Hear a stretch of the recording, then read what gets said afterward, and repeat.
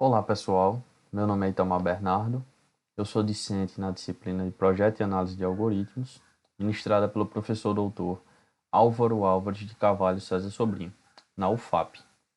E hoje a gente vai falar um pouquinho sobre o algoritmo Mesh-Sort, que ele faz ordenação por intercalação. Bom, o Mesh-Sort ele foi criado por um matemático húngaro chamado John von Neumann. Ele criou esse algoritmo em 1945. Esse algoritmo é do tipo dividir para conquistar. Então, como é que funciona essa divisão? Ele vai pegar um problema, vai dividir em dois subproblemas e vai fazer essa divisão de forma recursiva. Conquista, ele vai ordenar esses dois subproblemas, certo? De forma intercalada. E a combinação, ele vai juntar esses dois subproblemas de forma intercalada para ficar um array totalmente ordenado. Simulação aqui de como é que funciona o merge sort. Nesse exemplo, a gente tem um array com 8 elementos, certo? Então, na primeira interação, a gente pega esse array, quebra ele em dois. Vamos ficar com 4 e 4 elementos. Depois, quebra de novo cada subarray desse. Vamos ficar com 4 arrays de 2 elementos. Depois, a gente quebra de novo e vamos ficar com 8 arrays, cada array com um elemento. Então, se cada array tem um elemento, esse elemento ele está ordenado, né? Porque ele só tem o array só tem um elemento. Então, ele tem que estar ordenado. Agora a gente vai fazer junções desses subarrays, de forma ordenada. Então aqui, 4 e 6, eles já estão ordenados, a gente junta, né? 7 e 3, a gente vai primeiro o 3, depois o 7, para ficar ordenado. 5 e 1, primeiro 1, primeiro 1, depois o 5. 2 e 8 já estão ordenados, 2 e 8. Agora a gente vai juntar esses dois e esses dois. Então, dessas duas aqui, qual é o menor? O 3. Então, coloco o 3, depois o 4, depois o 6, depois o 7. Aqui nesses outros dois. Primeiro coloco o 1, depois o 2, depois o 5, depois o 8. Agora que a gente tem só esses dois, vamos intercalar novamente. Quem é o menor aqui? O 1. Coloco o 1, depois o 2, depois o 3, depois o 4, depois o 5, 6, 7 e 8. Certo? E aí a gente tem nosso array totalmente ordenado por ordem de classificação. Aqui vamos ver um pouquinho o funcionamento do pseudocódigo do Mesh-Sort. Então, primeiro a gente vai ter que passar um arranjo A, né? Um array A com N elementos, certo? A gente passa o início e o fim desse arranjo. E aí, enquanto o início for menor que o fim, a gente vai pegar o meio desse arranjo, vai passar de forma recursiva para fazer a divisão desse arranjo A do início até o meio e outra chamada recursiva desse arranjo A do meio até o fim. E vai fazer o merge desses arrays, né? De forma recursiva. Então, quando a gente terminar de quebrar lá todo mundo, a gente vai juntando eles de forma ordenada e intercalada. Aqui a função principal, né? O merge, que vai fazer o trabalho pesado aqui. A gente vai passar um subarray A, vai passar o P, o Q e o R, que vai ser o início, o meio e o fim. Aqui esse N1 a gente vai pegar a quantidade de elementos do início para o meio, N2 a quantidade de elementos do meio para o fim, certo? A gente vai pegar dois arranjos aqui para nos auxiliar. O arranjo L, que vai do N mais 1, vai ter N mais 1, N1 mais 1 elementos, e o arranjo R, que vai ter N2 mais 1 elementos. Esses arranjos aqui são left e right, né? O arranjo da esquerda e o arranjo da direita. Então a gente vai percorrer essa quantidade de elementos e vai adicionar a primeira metade do arranjo que já está ordenada e vai adicionar a segunda metade do arranjo que está ordenada também. Quando a gente passa esse arranjo aqui, a primeira metade está ordenada e a segunda metade está ordenada. E na última posição desses arranjos, a gente vai colocar o infinito, vai funcionar como uma flagzinha, certo? Ele vai ser nossos sentinelas, para a gente verificar que a gente chegou no final desses arranjos, certo? A gente vai inicializar aqui o I e o J como sendo 1. Esse I e o J vai ser ele vai funcionar para dizer a gente onde é que está o menor elemento de cada subarranjo. Se ele está na lista R ou na lista R. Certo? Aqui a gente vai entrar no for. O K vai começar como sendo o início e vai até o fim. Certo? Então a gente vai verificar o elemento do arranjo da esquerda, ele é menor que o elemento do arranjo da direita. Se ele for, a gente pega esse elemento, coloca na posição K do nosso subarray A e incrementa o I para a próxima posição do nosso array I, array L, certo? Se isso aqui não for verdade, a gente vai adicionar o menor elemento da direita, né? A gente adiciona esse elemento na posição K e incrementa o J. Agora a gente vai entrar na parte de corretude do merge sort, certo? Então, pré-condição dessa função. A gente tem que passar um array A com N elementos, tem que passar o início dele P e o fim R. A pós-condição desse algoritmo aqui vai ser o nosso A ordenado, todo ordenado por ordem de classificação, né? Após a execução dele, a gente vai ter o nosso array ordenado. A pré-condição da função merge, né? A gente vai ter um subarray de A, um subarray A de P até Q, sendo passado, e A de Q até R. Então, de P até Q a gente tem o A ordenado, de Q até R ele está ordenado também, certo? E vai passar o início, o meio e o fim desse subarray A. Pós-condição, a gente vai ter esse subarray A ordenado por intercalação. Variante de laço dessa função. Então, no início de cada interação, I, no laço da linha 12, a gente vai ter um AI, né, que ele vai ser um subconjunto que vai de P até K menos 1 elementos. Né, ele vai do início até o K, onde a gente foi, menos 1 elementos, que contém os menores elementos que estão em L e em R. Certo? A gente vai ter o LI e o RJ, que são os menores elementos de L e de R, que ainda não foram colocados no nosso subarray A. Caso base, né? Então, antes de entrar no loop, esse nosso subarray A, de P até K-1, ele vai estar vazio, né? Aqui o I vai ser igual ao J, que vai ser igual a 1, porque nesse pseudocódigo aqui, a gente está considerando a primeira posição do nosso arranjo, do nosso array, como sendo 1 e não 0. Certo? E o L1 e o R1 vão ser os menores elementos que contém na lista L e na lista R.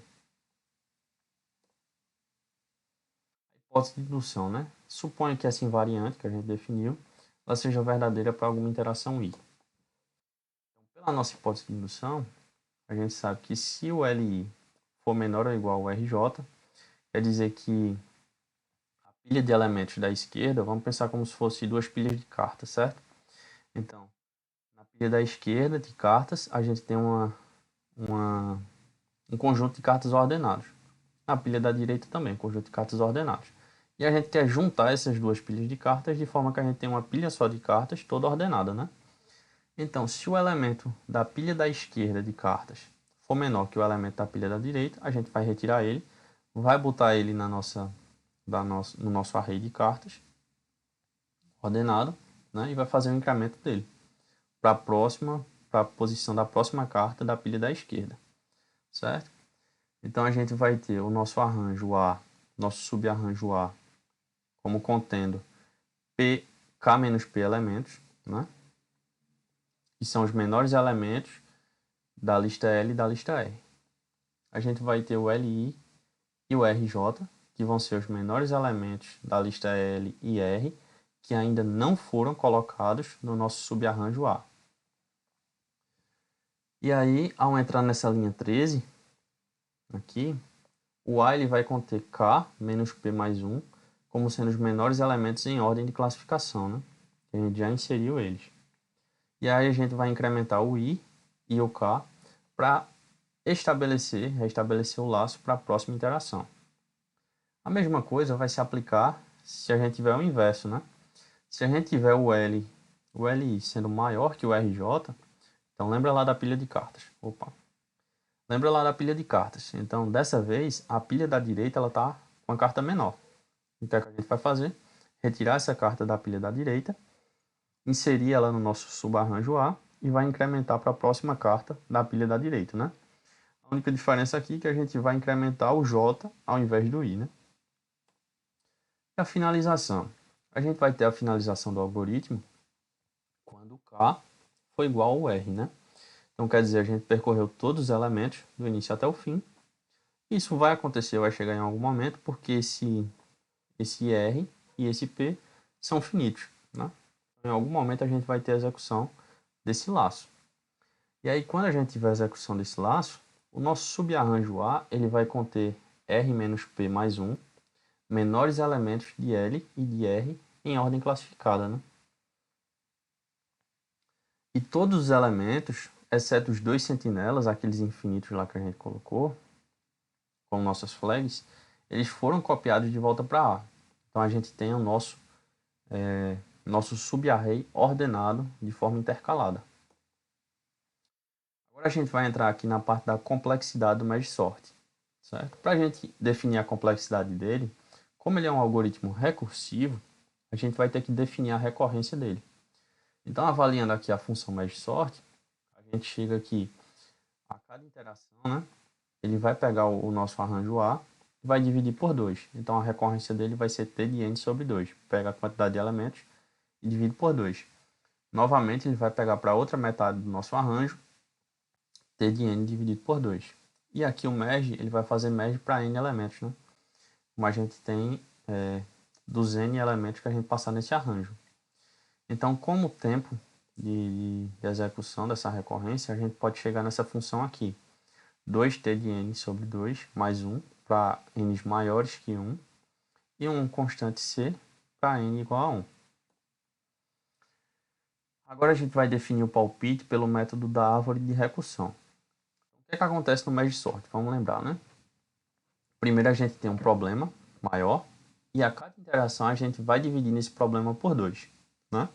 Até chegar em um problema muito pequeno, um problema que seja 1, e aí a gente já tem um array que está ordenado, porque ele só tem um elemento, e aí a gente volta juntando ele de forma ordenada, certo? Então, na primeira interação, a gente vai ter uma constante c vezes a quantidade de elementos. Na segunda interação, a gente divide esse problema aqui por 2, certo? Vai ficar c de n sobre 2 e c de n sobre 2.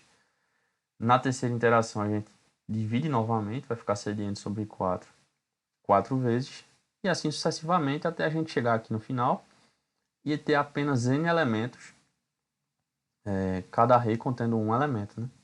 Com esse tempo de execução da constante c, certo? Se a gente fizer o somatório aqui em cada linha, né? Aqui a gente tem 1 vezes cn. Se a gente somar c de n sobre 2 mais c de n sobre 2, a gente vai ficar com cn também.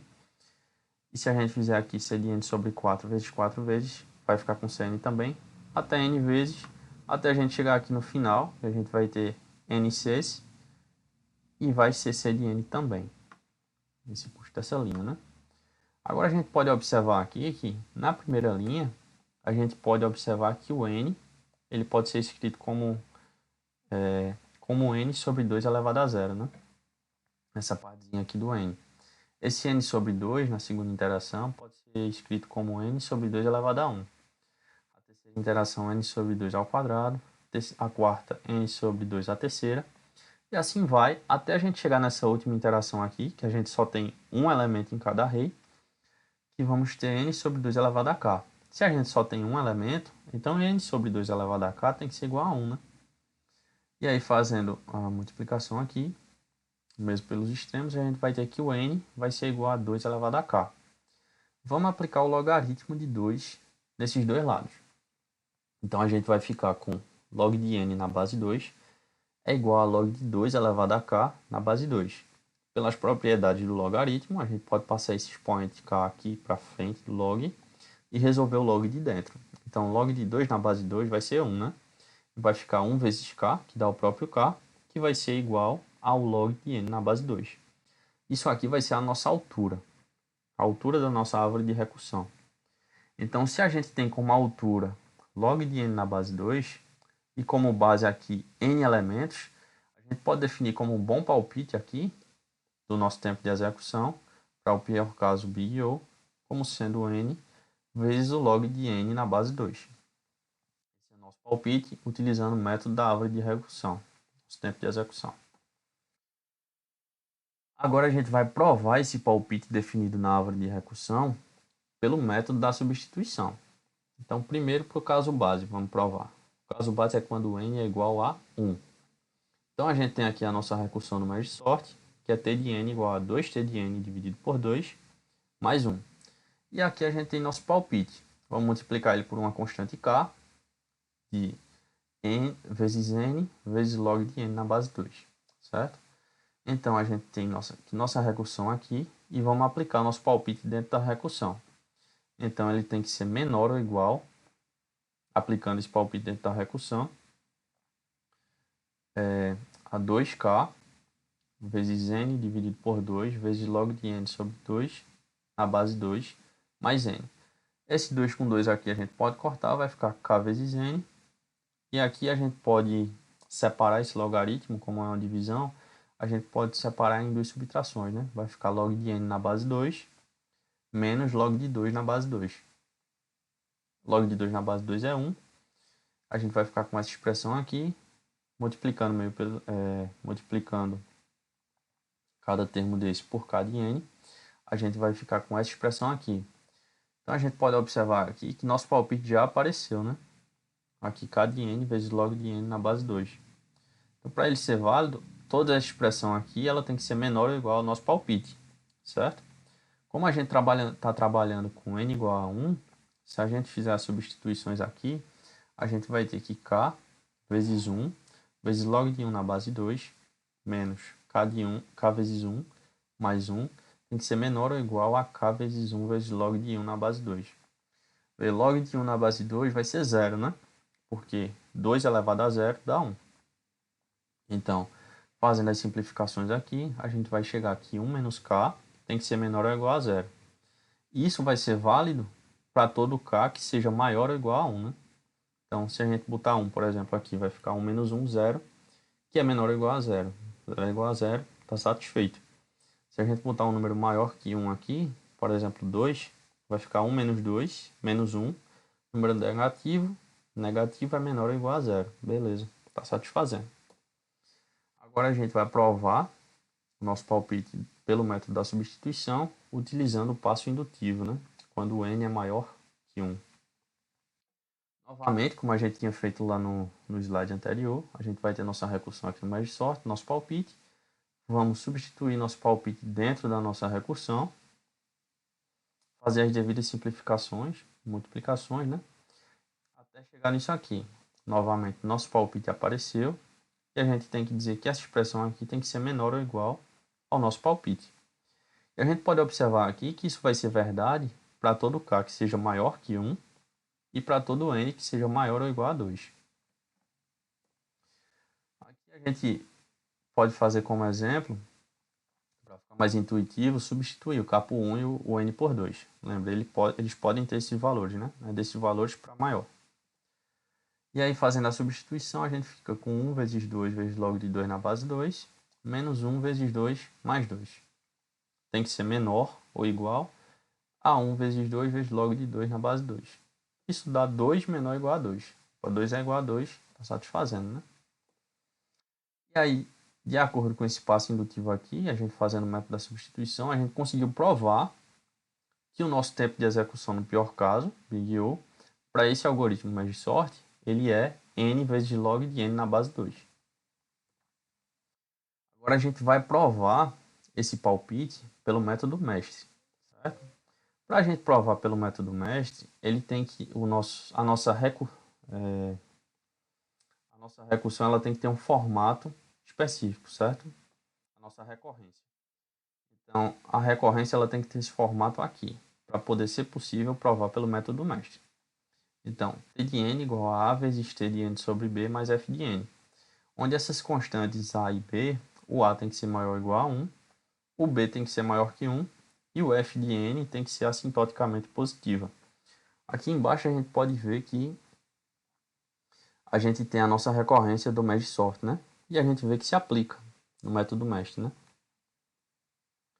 Aqui são os casos do método mestre e a gente vai ter que encaixar a nossa recorrência em um desses casos. Tem que ir testando até encontrar um desses casos. Vamos pegar a nossa recorrência aqui e vamos separar os elementos. Então, no caso, o A vai ser 2, o B vai ser 2 e o f de n vai ser igual a n. Vamos testar pelo caso 2, né? O que é que diz o caso 2? Se o f de n for igual ao caso médio de n elevado ao log de a na base b, então t de n, o tempo de execução, vai ser igual a θ de n ao quadrado, θ de n elevado ao log de a na base b, vezes o log de n na base 2.